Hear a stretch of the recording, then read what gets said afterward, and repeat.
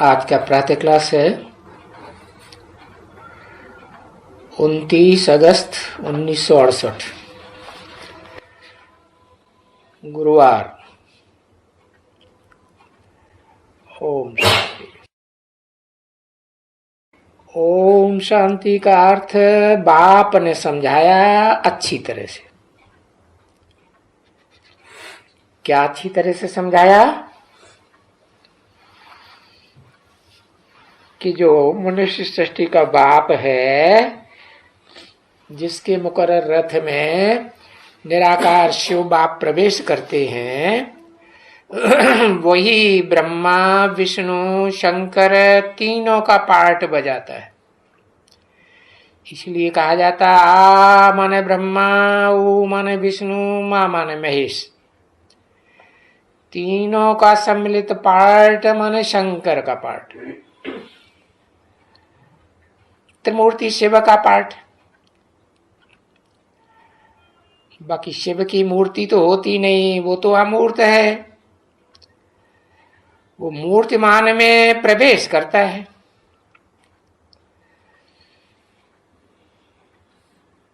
तो जहां मिलिट्री खड़ी रहती है तो वहां तो ओम शांति का अर्थ अलग हुआ। पीछे वो आकर के कहते हैं अटेंशन। तुम बच्चों ने कभी सुना है अटेंशन? तो तुमको किस बात पर अटेंशन देना है? कि मैं ज्योति बिंदु आत्मा हूं। घड़ी घड़ी भूल जाते हैं। तो अटेंशन ये भी रूहानी मिलिट्री है ना। अभी उन लोगों का तो विचारों का टेंशन मना भाई साइलेंस, और तुमको बाप कहते हैं अटेंशन।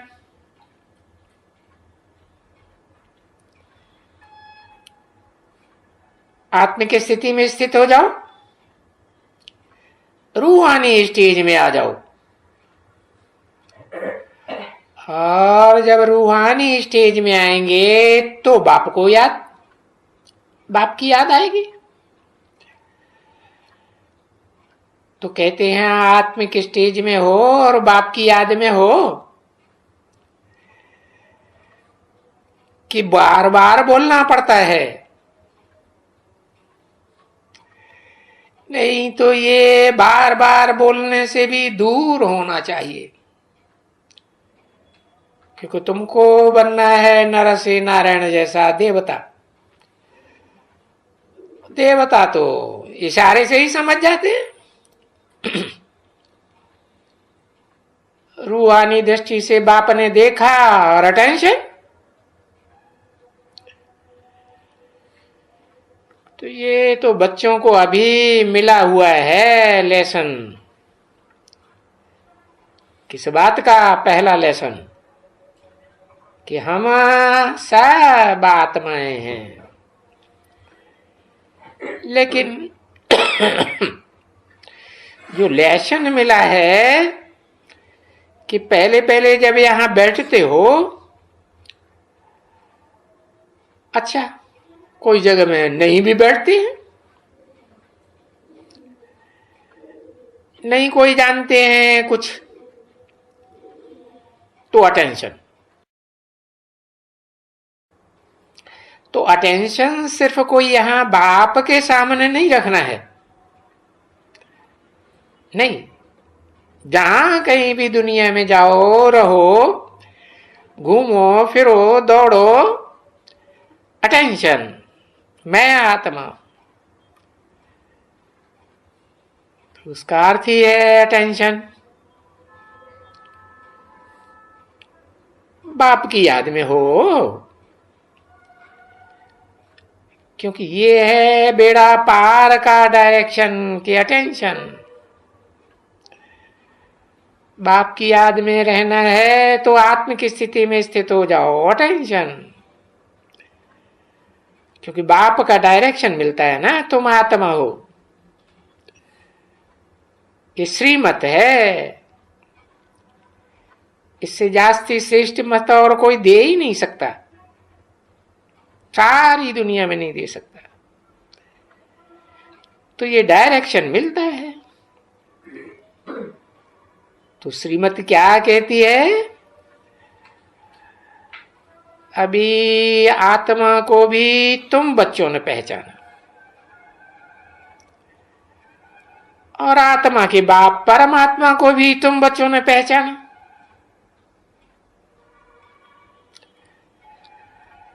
और परम पार्टधारी, हीरो पार्टधारी के भी बाप को तुम बच्चों ने जाना।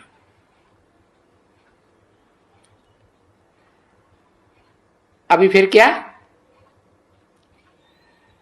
अरे पहचान लिया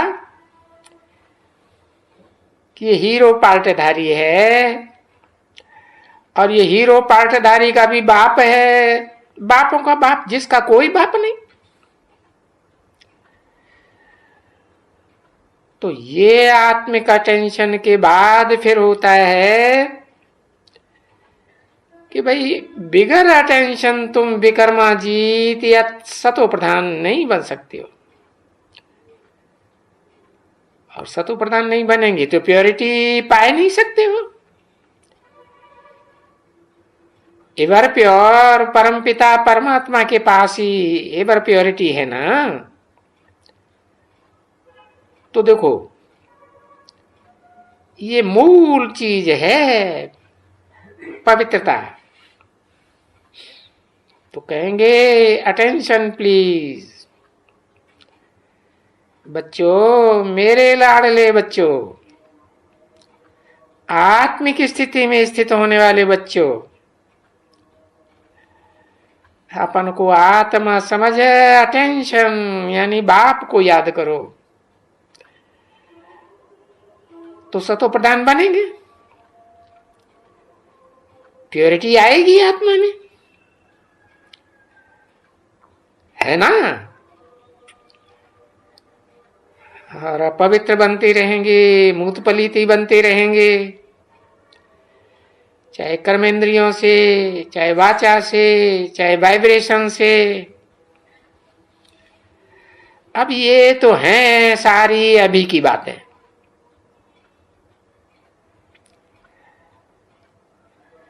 फिर वो दुनिया वाले तो वो तो उन्होंने जैसे अज्ञान काल मिलिट्री वगैरह में ले गए।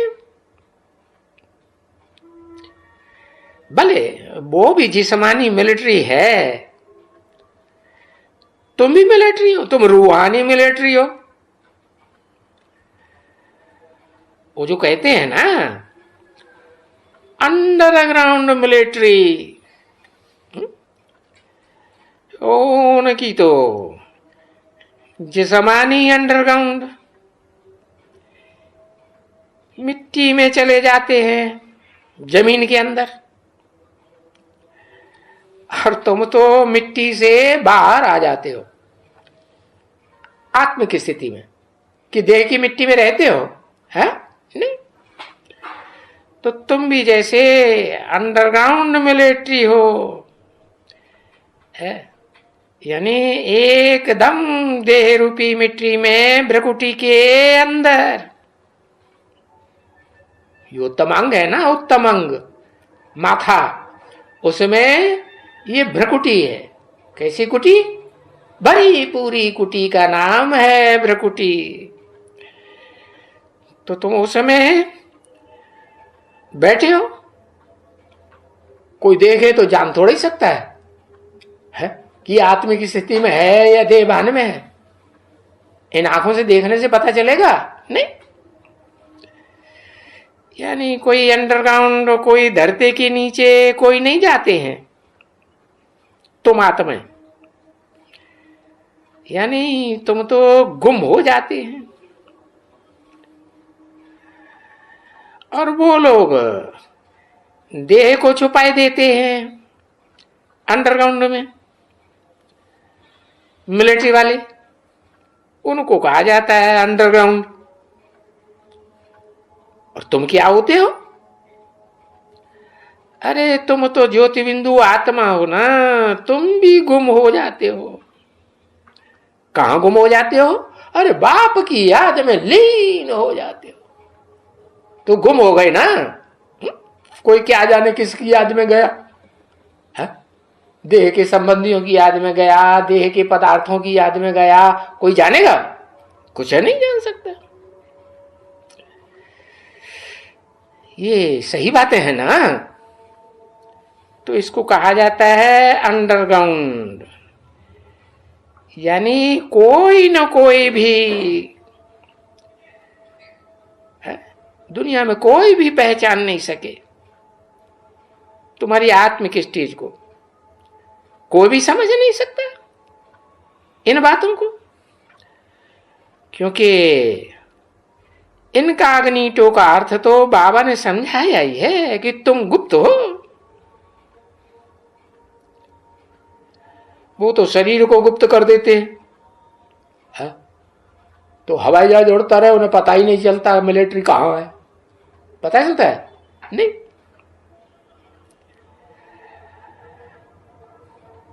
तो तुम गुप्त हो। देखो तुम्हारी याद बाप की कितनी गुप्त हो जाती है।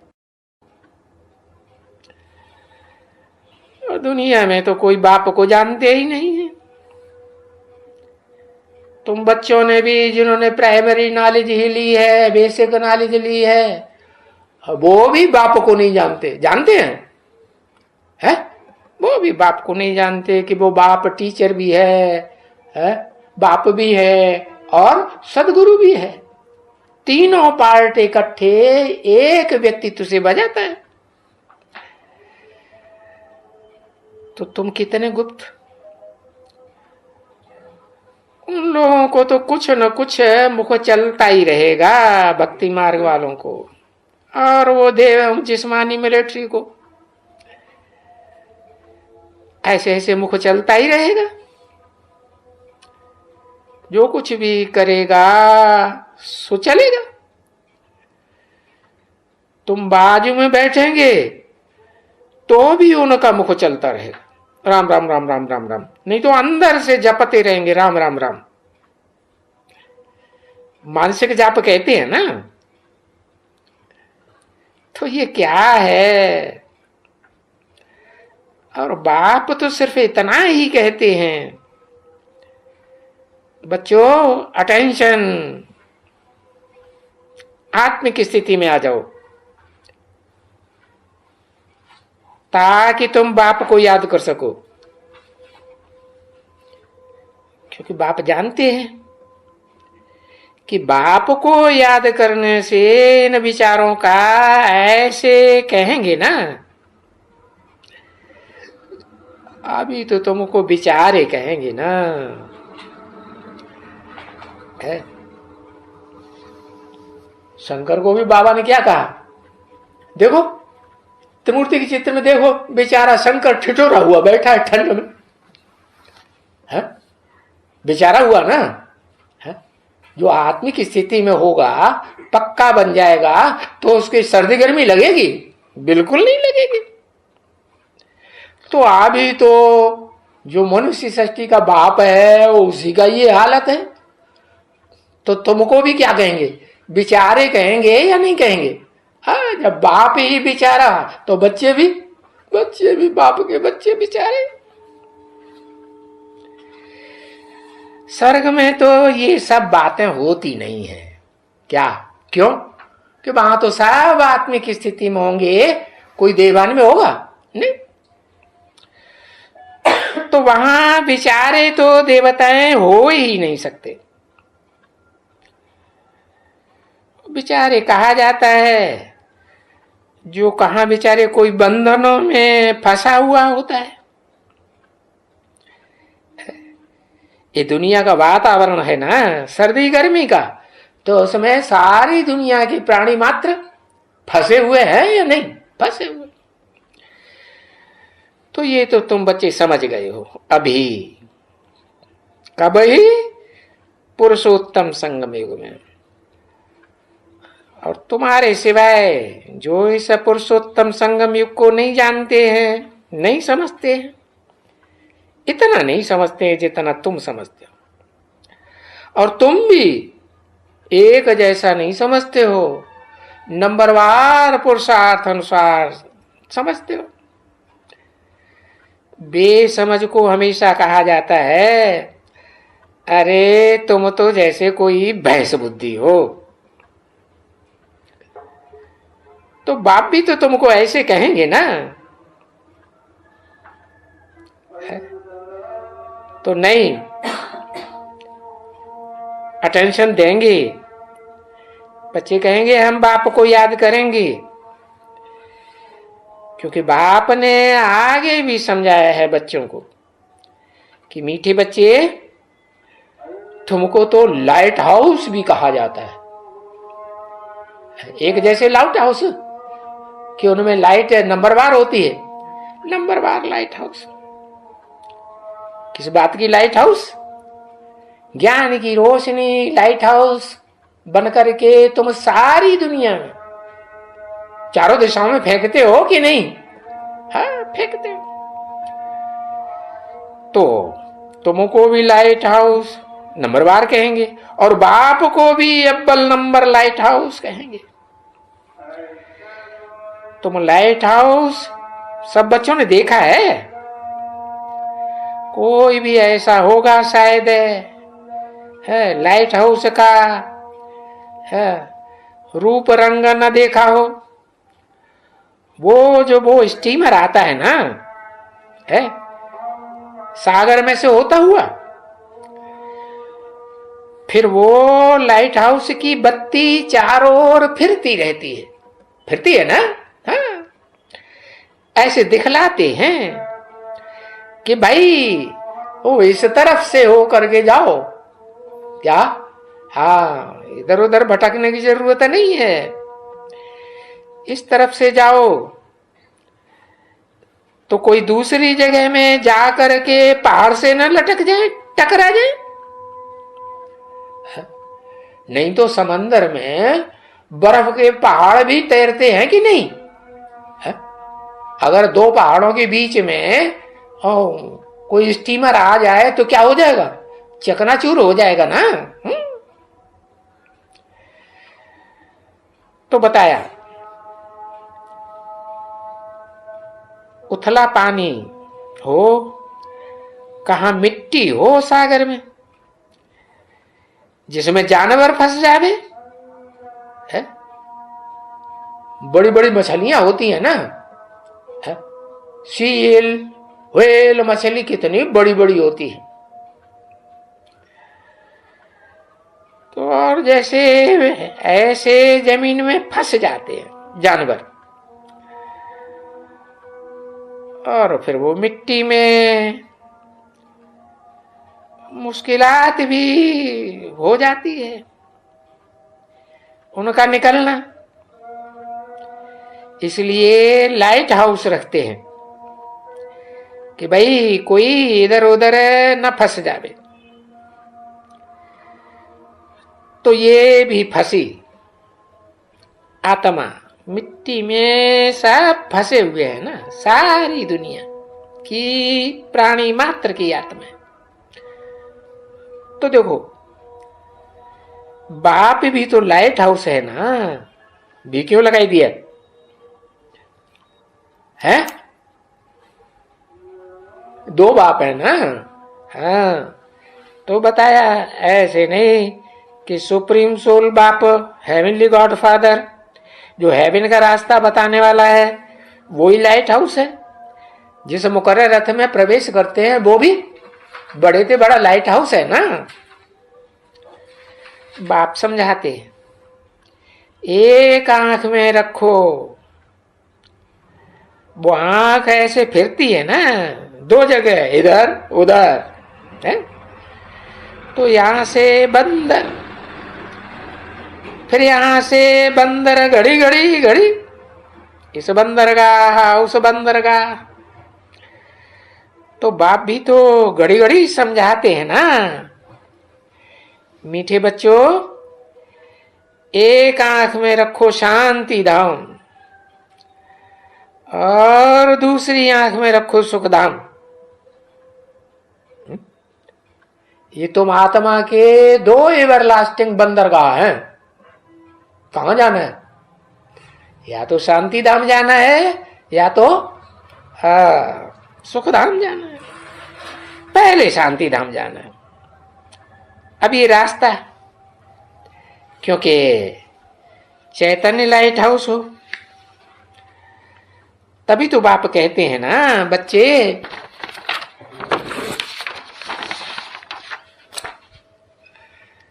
उठते बैठते घूमते फिरते तुमको क्या काम करना है? अरे औरों को रास्ता बताना है। रोज रोज बाप समझाते हैं कि औरों को बतावेंगे तो अपना भी पक्का हो जाएगा। क्या? आत्मिक स्थिति में रहो, बाप को याद करो, औरों को भी समझावेंगे तो तुम्हारा भी स्थिति पक्की हो जाएगी। है कि भाई शांति धाम का रास्ता सबको बताना है और सुख धाम का रास्ता भी बताना है। 29/8/1968 की प्रातः क्लास का दूसरा पेज, तीसरी लाइन। ये दुखधाम में आकर के ये नैया अटक पड़ी है। क्या है? जब तक सुखधाम में थे, सतयुग त्रेता में रामकृष्ण की दुनिया में थे, तो वहां आत्मा की स्थिति में पक्के रहते थे ना। है? ये आत्मा की शरीर रूपी नैया क्या अटक गई क्या? है? नहीं, अभी तो देखो अटक पड़ी है, और सब की अटक पड़ी है ना बच्चे? तभी तो कहते हैं ना, नैया मेरी पार लगाओ। तो किसे कहेंगे नैया? ये शरीर कहो, नैया कहो। अब बड़ी नाव होती है तो जहाज कहो। बहुत बड़ा नाज है, नाव है, तो उसको शास्त्रों में चंद्रकांत वेदांत जहाज नाम दिया है ना। तो अभी जो नैया अटक पड़ी है और सबकी नैया फंसी पड़ी है एकदम, अभी इसको सैलवेज कौन करे?